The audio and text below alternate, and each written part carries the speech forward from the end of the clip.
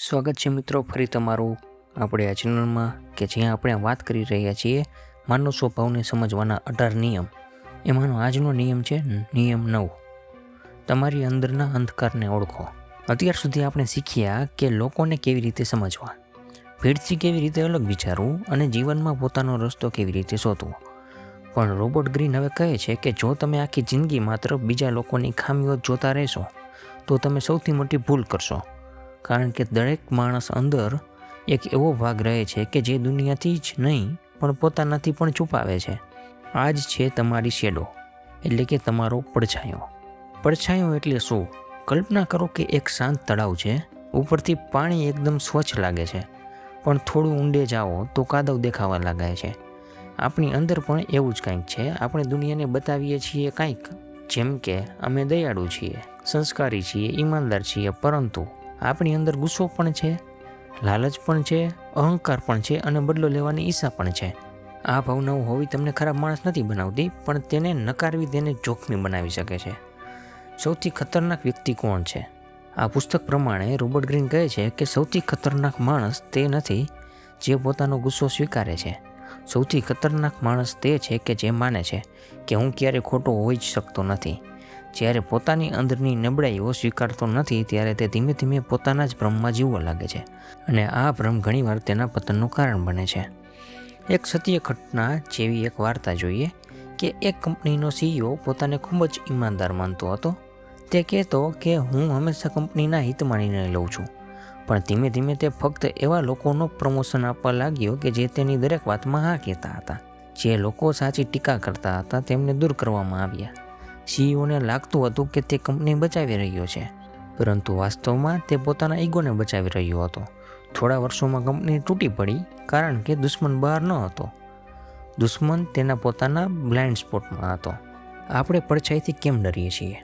કારણ કે પોતાના સારા માણસ તરીકે જોવું સહેલું છે, પોતાની ખામીઓ જોવી ખૂબ મુશ્કેલ છે. તેથી આપણું મન ઘણીવાર આપણી ભૂલોનું કારણ બીજા લોકોમાં શોધે છે.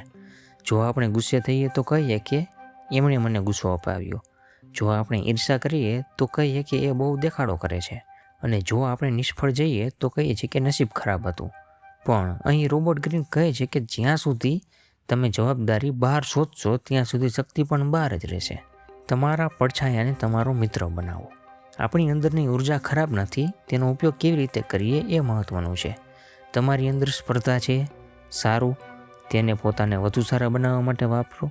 તમારી અંદર ગુસ્સો છે, તો સારું, તેને અન્યાય સામે ઊભા રહેવા માટે વાપરો. તમારી અંદર મહત્વાકાંક્ષા છે, તો તેને તમારા પૈસા માટે નહીં પણ મૂલ્ય સર્જવા બદલ વાપરો. પડછાયાને દબાવશો નહીં, તેને દિશા આપો. હવે એક શક્તિશાળી અભ્યાસ જોઈએ કે આજે રાત્રે એક કાગળ લ્યો અને એમાં લખો કે એવી 3 કઈ આદતો છે કે જેના કારણે વારંવાર મારા સંબંધો બગડે છે.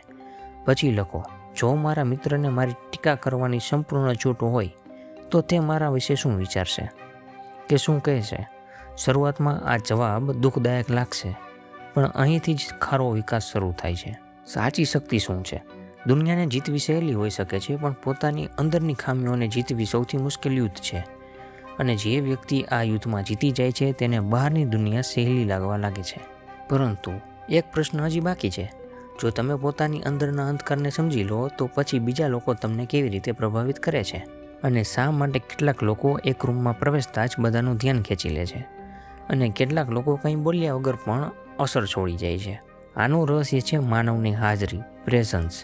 અને આગલા અધ્યાયમાં આપણે જોઈશું કે નિયમ 10 એવી હાજરી કેવી રીતે વિકસાવવી કે લોકો સ્વાભાવિક રીતે તમારી તરફ આકર્ષાય છે. જે વ્યુઅર્સ આ ચેનલમાં નવા છે તે આગળના વિડીયો પણ જોઈ શકે છે. તે તમને સ્ક્રીન પર એક પ્લેલિસ્ટ દેખાતું જશે, લો ઓફ હ્યુમન નેચર, માનવને સમજવાના 18 નિયમોનું. તે જોઈને ચેક કરી શકે છે કે જ્યાં આપણે બધા નિયમો કરીએ છીએ. અને આ જે 9મો નિયમ છે તો એ પણ તમે વિડીયો જોયો એ બદલ ખૂબ ખૂબ આભાર. મળીએ આવતા વિડીયોમાં, ત્યાં જોશું આપણે નિયમ 10. ધન્યવાદ.